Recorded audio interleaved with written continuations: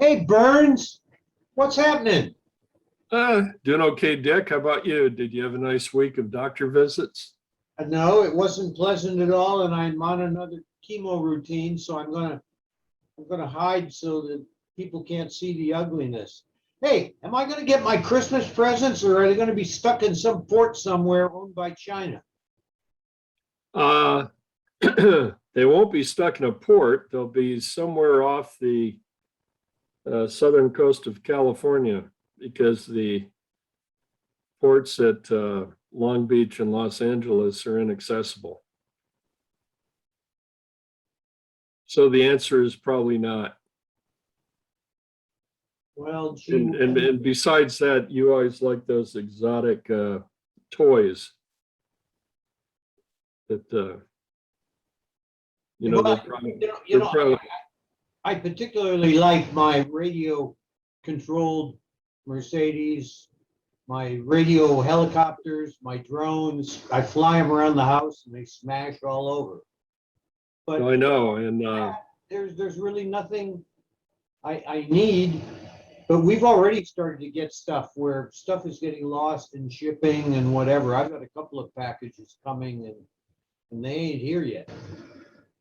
well, Kathy's at the store right now, and I know when she gets home, she'll tell me about basic things at a grocery store that were either in short supply or not there, and that's true of retailers and auto parts stores, and I mean it just goes on and on. It's pretty well uh, throttling the American economy, and it already was in dire straits, and it's just getting worse. Yeah, well, something else I saw last night, I think, on the news, and I didn't realize it, but right now we're down to only producing 30% of the chips, and all the other chips are coming from China, but they had to retool based on change of demand and everything else. I mean, hell, everything seems to be going to hell in a handcart. Gas, God, it's incredible. Gas in California is $7 a gallon. Yeah, it's I mean a common thread through the entire economy. Uh, and it's all it's all Biden related.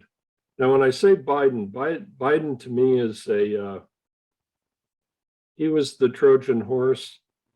He's no more than a figurehead, but he ran as a moderate, which Trump knew and Trump voters knew was bullshit. Um, but that's how he ran, and that's how the American press, which is an arm of the Democratic Party, portrayed him. So he gets in. I don't believe for a minute that that man, addled as he is, lacking mental acuity at his age, got 81 million votes, but that's what was recorded. And I for one, think that's absolute nonsense. But the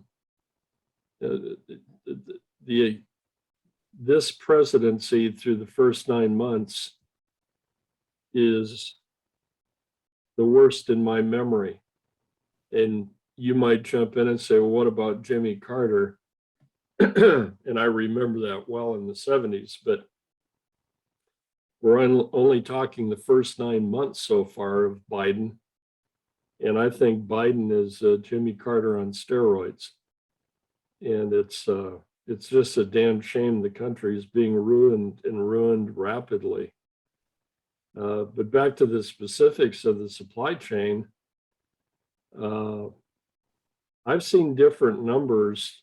It's probably above this number now, but uh, today's Friday. I think Wednesday I read that there were 100 cargo ships just off, the Los Angeles, Long Beach coast of Southern California. Uh, I'm sure that number's gone up. The longshoremen, when they do work, and I'll get back to that in a minute. They're now being forced to stage the Sealand containers in residential neighborhoods near the ports because the ports are out of space. When they can get a ship in, they have insufficient trucks to haul them out of the port and insufficient warehouse space to store them. So that must be a nice thing in Los Angeles to have one of those containers dropped on the streets. I don't know how they're getting away with that, but maybe the Democratic mayor has provided them, the Port Authority, with some exemption. I don't know. But it's a complex problem. I wouldn't suggest for a minute it's easily solved. But the shame of it, Dick, is that Pete Buttigieg, who was appointed by Joe Biden, he had been mayor of South Bend, Indiana, very small city. And of course, Buttigieg ran for president and didn't get the nomination. Biden did. So he gets a position he has absolutely no background in, no qualification for. And given the depth and breadth of this crisis, where is Pete Buttigieg? He's and I'm not purposely being cruel here. I've read some accounts that he's been on 2-month paternity leave or 2-month maternity leave. I don't know which it is, but the fact is that he and his husband adopted, I think, 2 infants. And so he's been at home for 2 months. And I've been an executive. Your wife has a baby, and oftentimes you have to get back to work the next day. And particularly if you're in a position of authority and leadership, you can't take 2 months off for that type of thing. And the country's going to hell in a handbasket with this supply chain fiasco.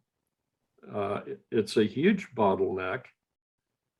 And where's Buttigieg missing in action? Where's Biden been missing in action? Where's Kamala Harris, the vice president? She was appointed, czar of the southern border very quickly by Biden. And she made one trip to the border, but she went to El Paso. El Paso hasn't been the issue. It is as long a contiguous border as it is. That wasn't the hot spot, but that's where she went.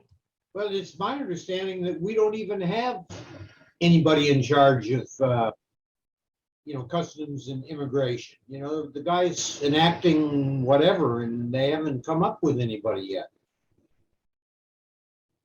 yet. The whole thing is crazy and jumping around. I read today the Department of Homeland Security, get this, Dick, is building some type of security fence around Biden's home in Delaware to the tune of, I think, $300,000 to $350,000. Get a kick out of these Democrats. They wouldn't fund a wall when Trump was in office. They've carried on a nationwide campaign to defund the police with horrible results in terms of increase in serious crime. And most all of them have security contingents. And the higher ups, Nancy Pelosi she has a mansion in San Francisco with a wall around it.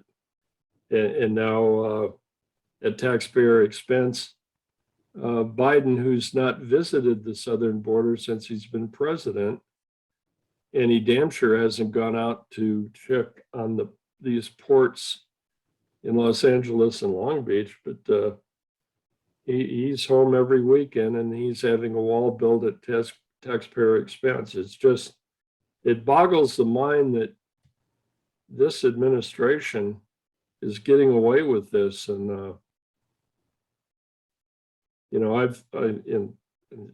how many podcasts can we have where we blame Joe Biden? I blame more and more, and I'm really upset about it, fed up about it, whatever the right terminology would be. But I point the finger right at Biden voters. And I don't believe it was 81 million, as I said previously.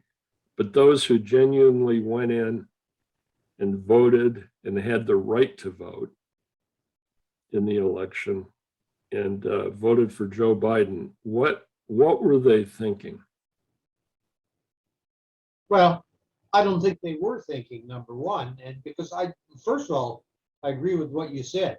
You can't blame everything on the president, but you need to blame it on the people that voted for him, as opposed to picking anyone else and having a plan. And we don't have a plan for anything. I mean, are we going to continue to spiral downhill, or will something come along and save us? Well, in private industry, if you have whether it's a serious crisis or a vexing problem or a change in market conditions or a financial setback, whatever the case may be, the best and the brightest in the company get together and they analyze the issue objectively, and they put together an action plan, and they put a timeline in a compressed time frame on the issue, and they mete out responsibility to key people in the organization. None of that has happened that I can see in the Biden administration. And when I said Biden was just a Trojan horse, I meant that sincerely, not sarcastically. Somebody's behind the curtain pulling the levers, and we know whoever it is, they belong, or he or she belongs to the radical left. I mean, Biden doesn't have the mental acuity to run things, to oversee the nation. So he's just a figurehead. So there are other people really responsible for the ridiculous policies they've invoked, as well as the serious problems they've ignored. And I think the supply chain crisis is indicative of what is going on in the country in terms of an absence of energy around getting the issue resolved, pulling in smart people with transportation logistics backgrounds and going to work on the problem. And it's, you have a number of issues. One, at the port, you have longshoreman contracts that have work rules that preclude 24/7 operations. And just for starters, that's what this demands. Now, I say it's a complex issue because if you could wave a magic wand and you had the port running 24/7 to clear these ships, then you have insufficient drivers. I'm talking about class 1 truck drivers to pull that freight and, run it across the country. So, the bottleneck continues. And then On top of that, if you waved another magic wand and had sufficient Class 1 drivers to move the freight, you have insufficient warehouse space right now in many parts of the country due to the backlog, where it goes into a warehouse or what's called a cross-dock operation.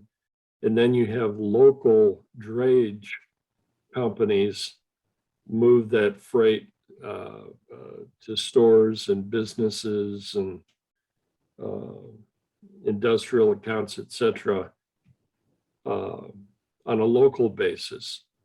So one issue compounds the next issue, and it's just a logistical nightmare.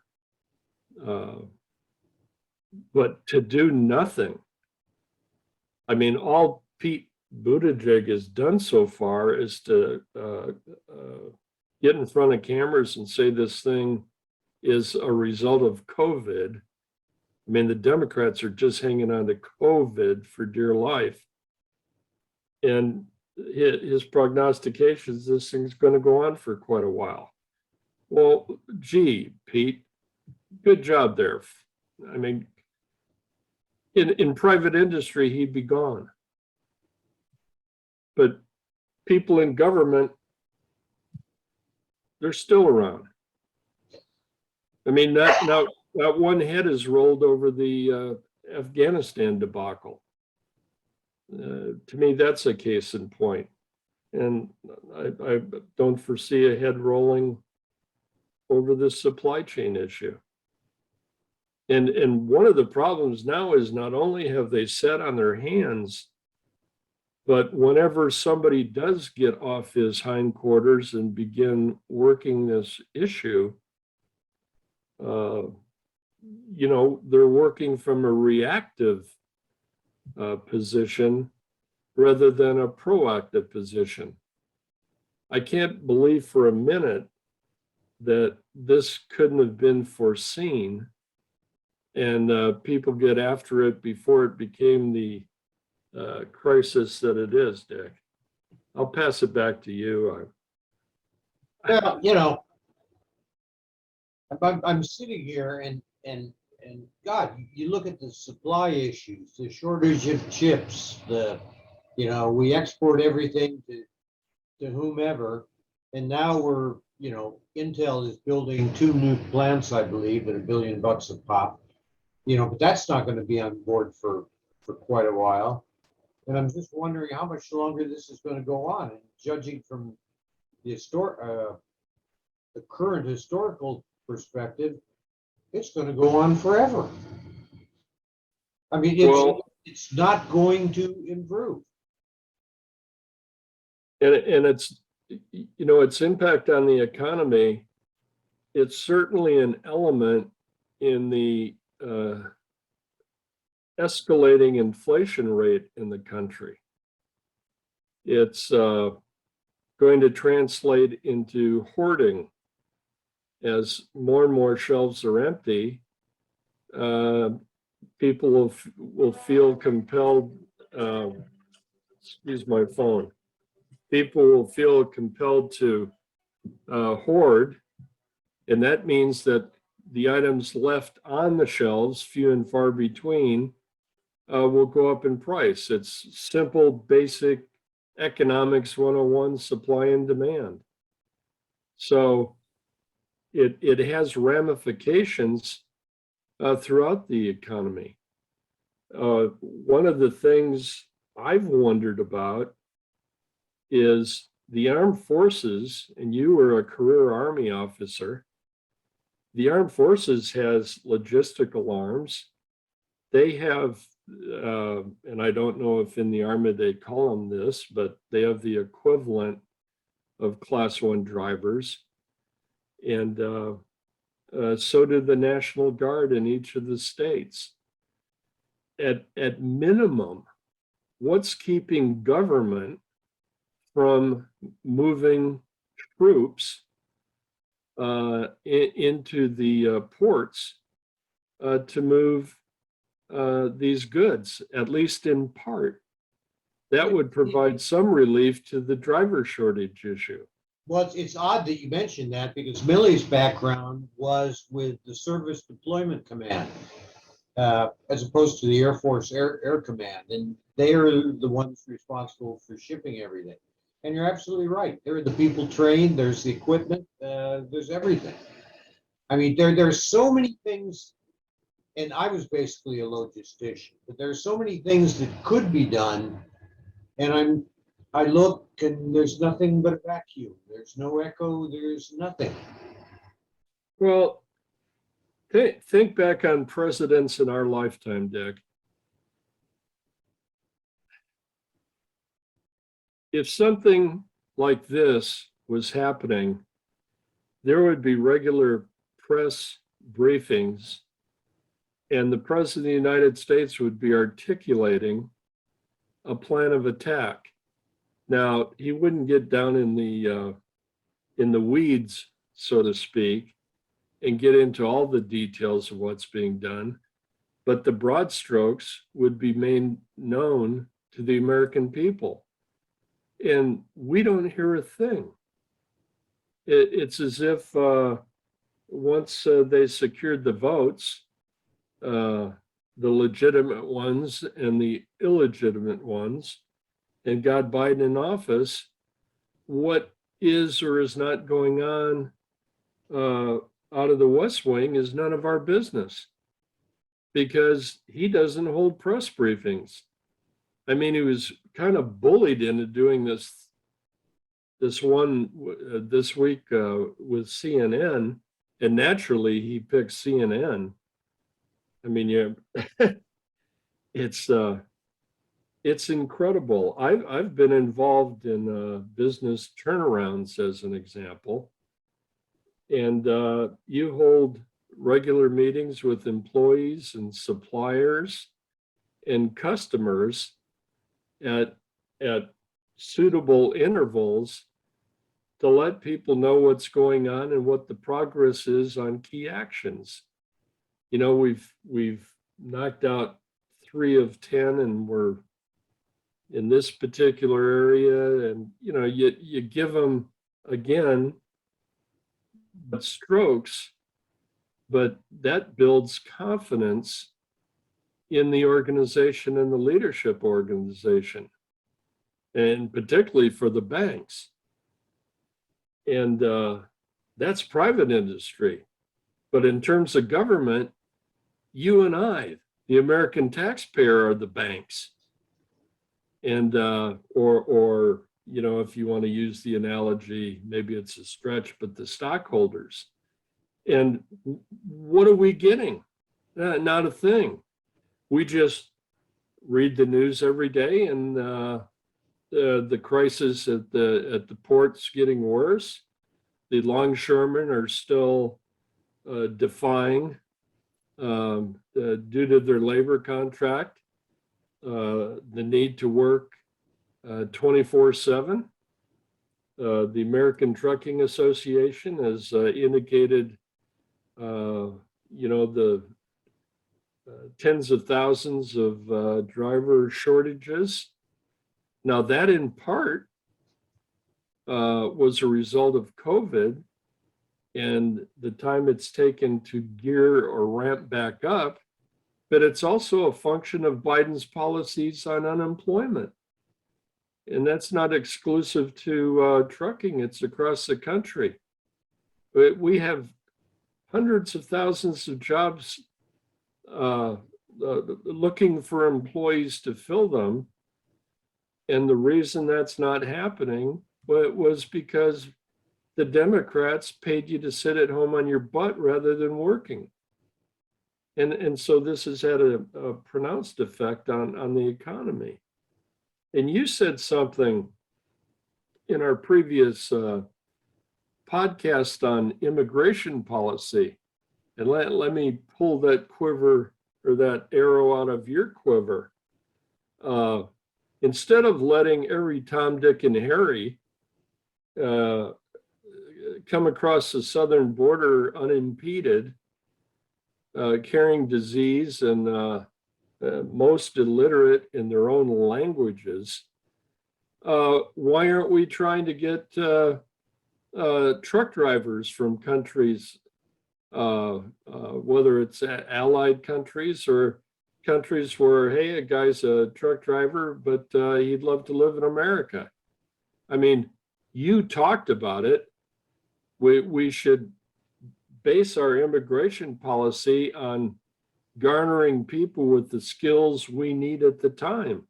And right now, among other things, we need commercial truck drivers. I think Yeah. the average age right now in the industry for a commercial truck driver is mid-50s. I mean, it's not, young people are not entering the industry as they used to. It very much used to be grandpa worked in the industry and dad worked in the industry, and the son or daughter went into the industry, and that's just not happening. Yeah, but you know, hitchhiking on something you said, what really amazes me is there is no plan. You know, even if you look at the COVID actions that have been taken, there's no overarching plan. There's no strategy. There's no anything, you know. In normal planning, to hitchhike again on what you were saying, you start off with a goal, you break the goal down into objectives, which we've kind of done.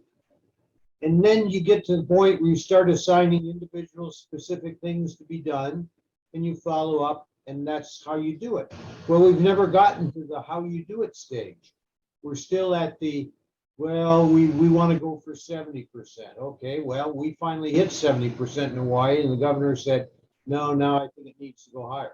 Now, I have no problem with that, you know, because I'd like to stay alive, but it's mind-boggling. You know, as you said, there is no planning whatsoever. Nobody is responsible. Okay, for example, who's responsible for the COVID plan?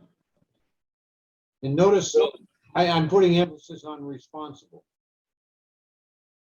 Well, it's supposed to, presumably, and then I'll make a comment, the CDC and Dr. Fauci. But the CDC and Dr. Fauci have flip-flopped for the past year and a half. And Exactly. as recently as this week. And Exactly. you know, it keeps changing, and the information is either tailored to the policies they want to invoke rather than the science that is out there. And we've caught them lying to us. So I agree wholeheartedly with your point. And as for developing a plan of attack with regard to any of the issues in the Biden administration, but particularly because we're talking about it today, the supply chain crisis,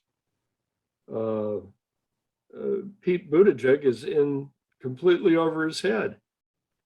Anybody who rather than be intrigued that he had a husband, and the Democrats love that, and that's just a fact. That was the main attraction. If they went back and looked at his record in South Bend, Indiana, he was a lousy mayor. Now he's a well-educated man. He's articulate. I give him that. But he couldn't run South Bend. This supply chain, I mean, it would take a number of very experienced leaders in the field of transportation logistics to get together and put their arms around this and assemble teams working on different areas. And that should have started long ago, not next week or next month. Yeah, well, let's swing by that because the head of Intel was on maybe 60 Minutes. I don't remember what he was on, but You know, Taiwan, for example, the government put 50 billion into their chip business and they just went along. What has the United States done, the government done, to increase chip production?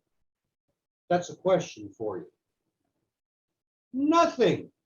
Not a thing, and that's the reason, as I'm sure you know, Dick. New automobiles are in such short supply. I mean, Well, I drive down Interstate 45 here in Houston, and it's just lined on either side of the interstate with car dealerships, and their lots are virtually empty.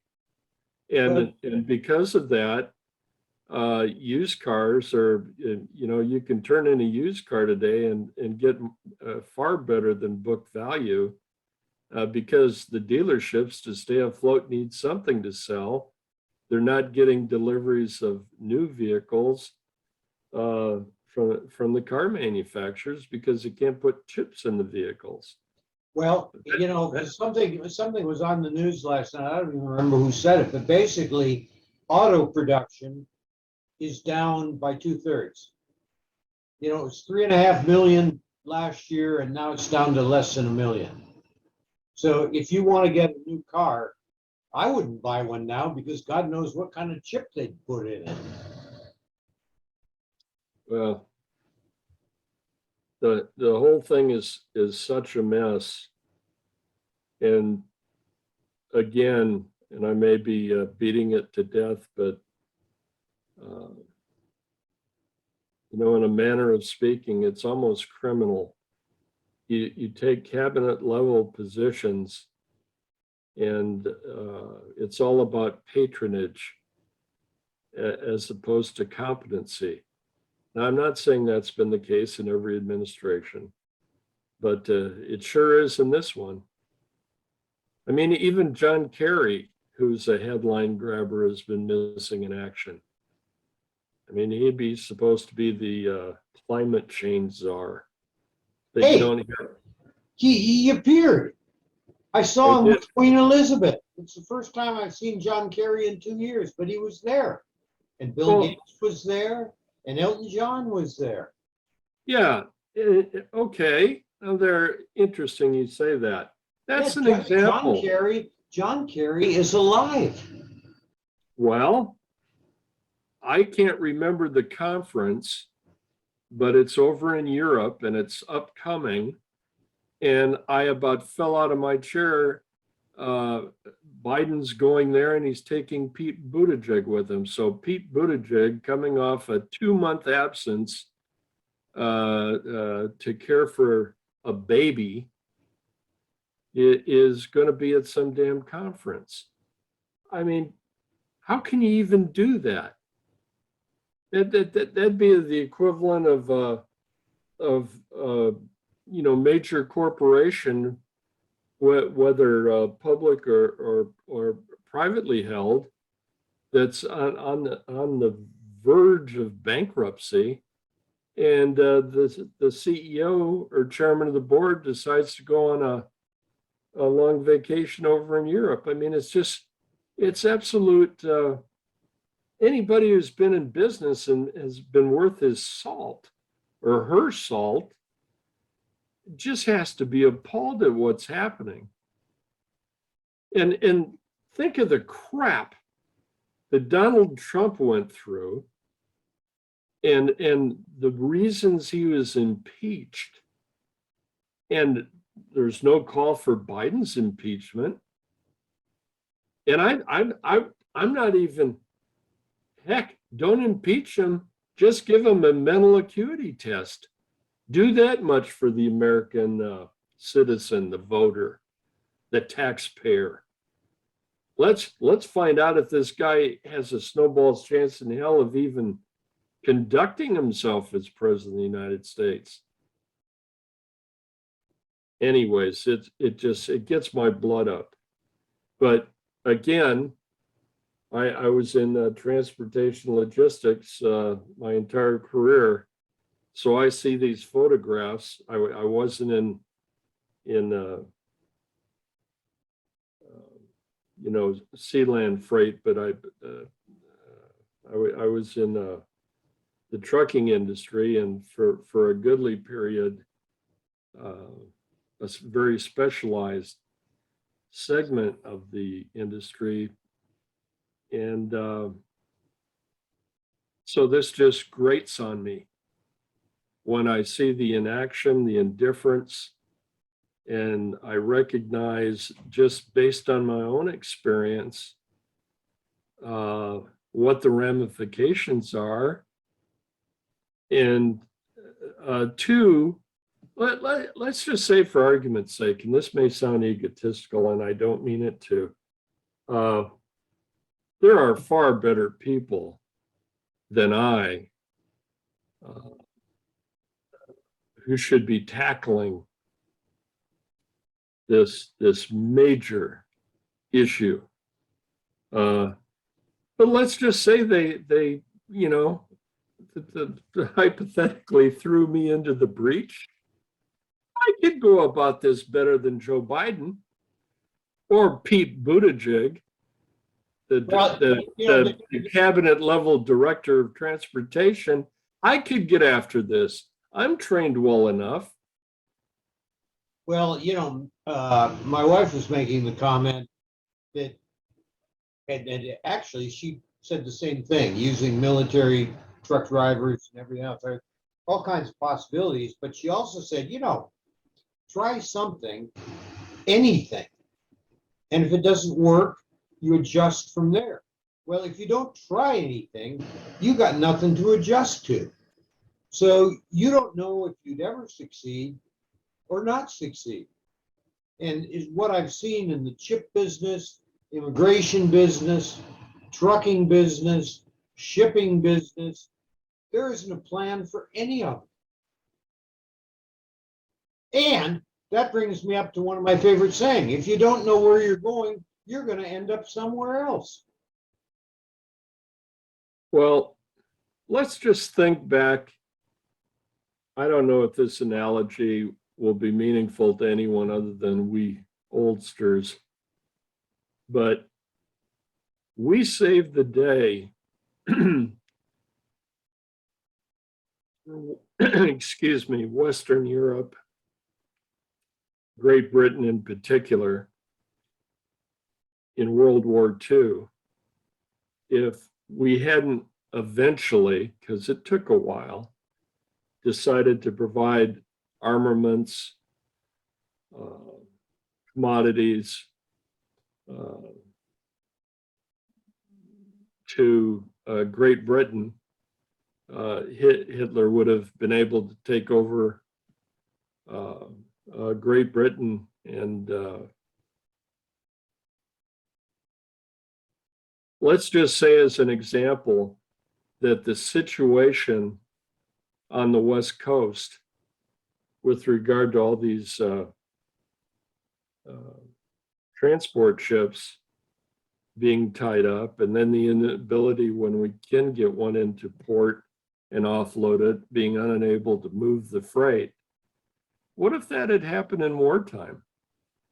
What if Roosevelt had finally decided, okay, we'll develop the Lend-Lease plan and we'll supply Great Britain, as we did, with all kinds of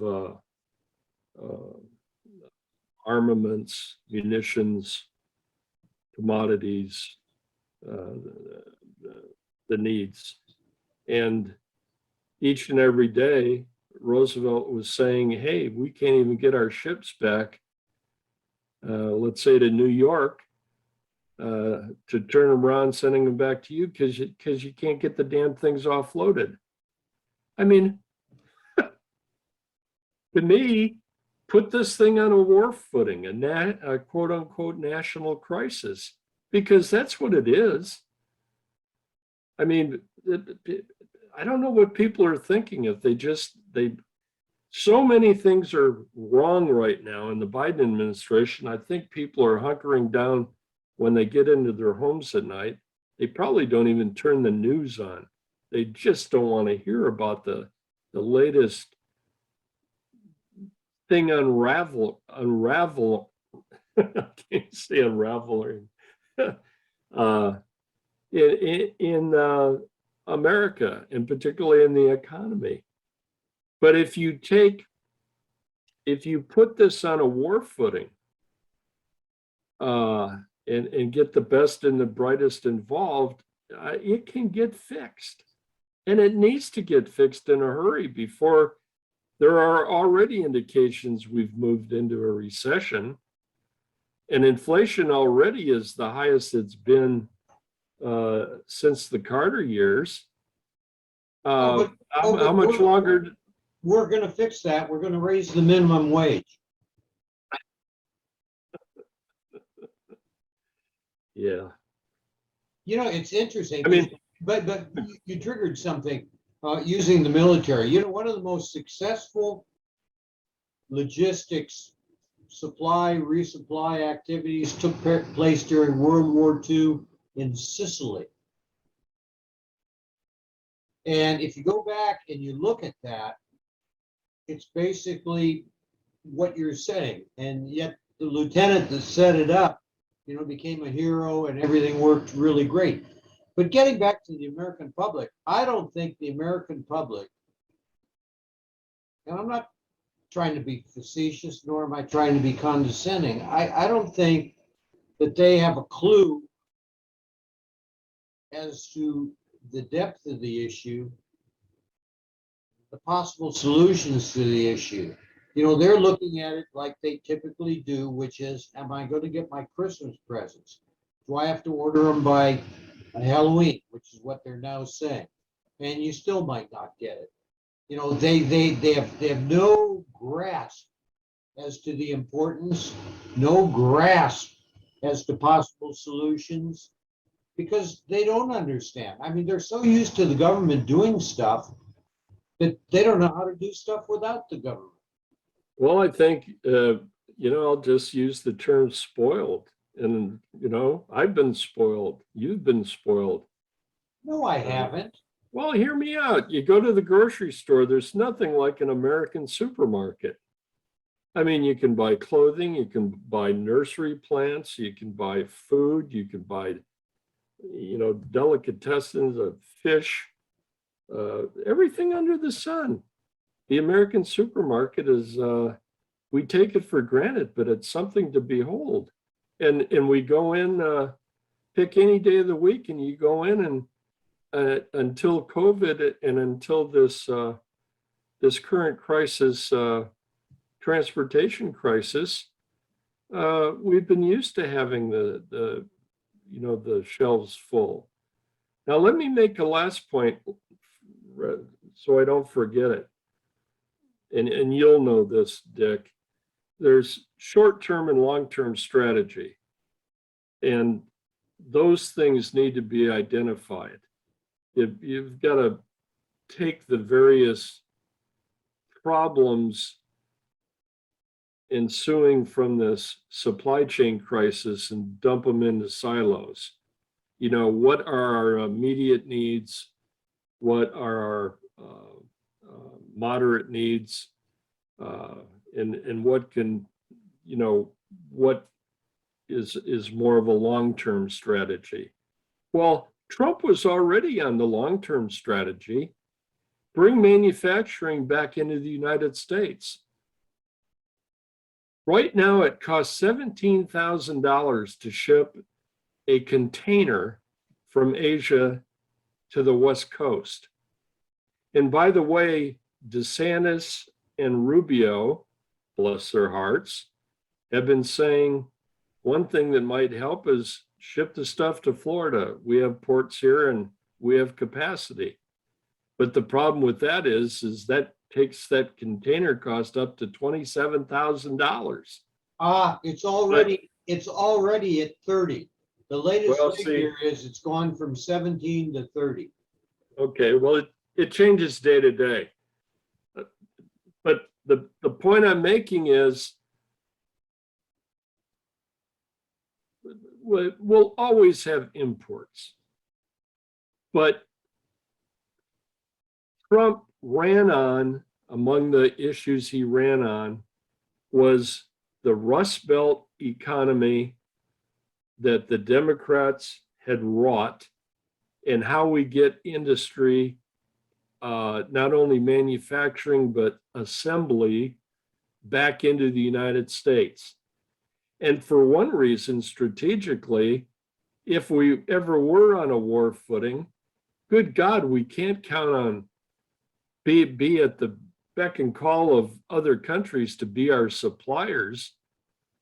I mean, the amazing thing about what we did in World War II is how our manufacturing industry geared up in World War II and so fast. I mean, we were supplying not only ourselves, but our allies with most of the planes and ships and so forth. And now, you know, we can't even get toilet paper on the shelf. You know, but that brings up another point, and I wish I'd mentioned it earlier. Now there's a shortage because 60% of the drugs we use in the United States are imported. And now there's a shortage of drugs, and doctors are having to limit prescriptions. I mean, that's how bad it's ultimately gotten. We outsourced everything, and now we're paying the price. It's ironic you brought that up because I have a prescription now that I've been trying to get filled for about 2.5 weeks. I mean, that's interesting you brought that up because, you know, I've never had that before. But, No? you know, I could just, you know, we don't have 3 hours, but I think between the two of us, we could just list without interruption all the things that have gone awry and just in the space of 9 months. And I mean, Trump saw the issues and began remedying the issues because he was a businessman, not a long-term politician. Biden was a 50-year politician without a legislative track record. I mean, he was a do-nothing. Now as president, he's an empty suit. And Yeah, but you know, one of the major problems, and you learn this in the military, and Schwarzkopf used to say it, Colin Powell, bless him, used to say it. You know, the generals are only as good as the staff they surround themselves with. And the sad part is, I haven't seen such a lackluster bunch of kitchen cabinet people and whatever than we've got now. I mean, they have no expertise in anything. I think that's a great point. And to your point, Biden is nominated, and I won't get the position title absolutely correct, but it's basically a director of our banking system. And this woman wrote a book on Marxism. She's a trained Marxist. And You're talking about Janet Yellen. No, she's already in office. Okay, yeah, because she's the treasurer. Treasurer. This person wants to redo the American banking system. God Oh, forbid. goody. But Another crisis. It seems that the only vetting required to work in the Biden administration is that you're as far left as you can possibly be. And but there's another whole subject. But to your point, yeah, you have to have excellent people under you. And you're right, that's not the case. That's not the case at all. I mean, look at the vice president. She's terrible. Now, throughout our history, that hasn't been, you know, some of the greatest politicians and statesmen haven't come from the ranks of the vice presidency. And I'm grinning I've been so serious in this podcast, but I'm grinning because after Lincoln was assassinated, they had to put out, they had to go try to find Vice President Johnson. he was very reluctant to take over the presidency. I don't know. That just came to mind. But you know what really puts this in perspective, and it's your smile that did it. So I'll do it. Okay, are you ready? This is quiz time. Who's the Secretary of Agriculture? In the Biden administration, Yeah. I don't know. Who's the Secretary of Education? God. You don't know. I don't know. I can tell you that Spellman was a previous one. And how can I tell you? Because whether you agreed with Spellman or not, he did stuff. And some of it was inflammatory. But he adjusted from, what happened. But, echoing your point, the guys that are in these positions now, you don't know them because they haven't done squat. Other than, they take down statues of Thomas Jefferson and George Washington. And, I don't know that there's a Robert E. Lee statue left anywhere in the country. I mean, that's the kind of crap they do. But in terms of, very intelligent, well-educated people who are, in terms of their particular area of responsibility, no, and you know me, well, you and I have known each other since our college days, but you've just made a good point I hadn't thought about, because I'm normally would probably get 70-80% of those kind of questions correct. And with Biden, it's just a sad thing. And of course, if you march on Washington to protest, you're locked up in the dark dungeons of Washington without even your rights to under the Constitution. No, that only happens if you try to go overtime for our podcast. And you're almost there. Okay, then I'll make another point. Or if you're a parent and you're upset that your child is being taught critical race theory in the schools, or that the school has imposed a mandate for your kindergartner, and you're going before the school board and you're upset about it, and you've gone up to a microphone and you've vented. Now, Garland, so I do know that's the Attorney General under Biden, has now deemed you a domestic terrorist. Now, that's the kind of stuff the Biden administration does while the ports get clogged and the ships gather, offshore. And you go to either port in Los Angeles or Long Beach on a Saturday and nobody's working. Think about that. Well, if I worked at the port, I would like the overtime. Do you know what a longshoreman makes on average at the port of Los? The longshoreman? Yes. Okay, here in Hawaii, it's $72,000 a year, less overtime. And then they all get a lot of overtime because a lot of my wife's cousins, to be a longshoreman, you have to have a relative that's a longshoreman here. And by the time you add in the overtime and everything else, it's $120,000.